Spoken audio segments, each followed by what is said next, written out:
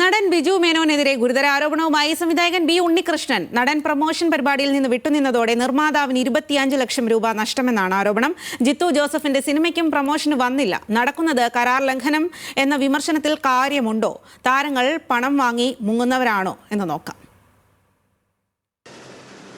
Cinema താരങ്ങൾ promotion കൂടി എത്തിയേക്കാമെന്ന് പറഞ്ഞ് കരാർ ഒപ്പിട്ട ശേഷം പണം വാങ്ങി മുങ്ങുകയാണോ? നമുക്ക് ചോദിക്കാം.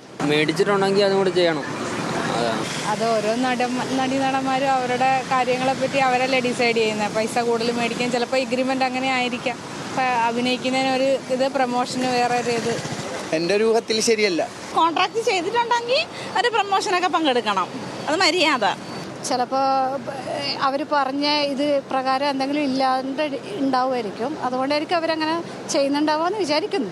കോൺട്രാക്ട് ഒപ്പിടുമ്പോൾ തന്നെ പറയുമായിരിക്കുമല്ലോ, ഇതേപോലെ പ്രമോഷനിൽ പങ്കെടുക്കണം എന്നുള്ളൊരു ധാരണയിലായിരിക്കുമല്ലോ ഇത്രയും എമൗണ്ട് പറയുന്നതും.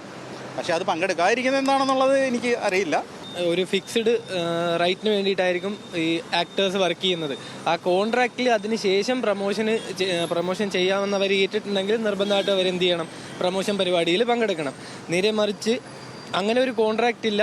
ഈ പ്രൊമോഷനൊക്കെ പ്രൊഡ്യൂസറുടെ മാത്രം ഹെഡേക്ക് ആണെങ്കിൽ അതിന് പ്രൊഡ്യൂസർ ഒരു ടീമിനെ വെക്കുന്നുണ്ടെങ്കിൽ നിർബന്ധമായിട്ടും അത് പ്രൊഡ്യൂസറുടെ മാത്രം ഹെഡേക്കാണ്. ഒരിക്കലും അത് ആക്ടേഴ്സിൻ്റെ ഹെഡേക്ക് അല്ല. സിനിമാ പ്രമോഷന് കൂടി എത്തിയേക്കാമെന്ന ഉറപ്പ് നൽകി കരാർ ഒപ്പിട്ട ശേഷം അതിന് എത്താതിരിക്കുന്നത് ശരിയല്ല എന്ന് തന്നെയാണ് ഭൂരിഭാഗം പേരുടെയും അഭിപ്രായം. ക്യാമറാമാൻ അഫ്സൽ രാജിനൊപ്പം സൈഫുൻ സാലിയാർ, ന്യൂസ് മലയാളം, കൊച്ചി.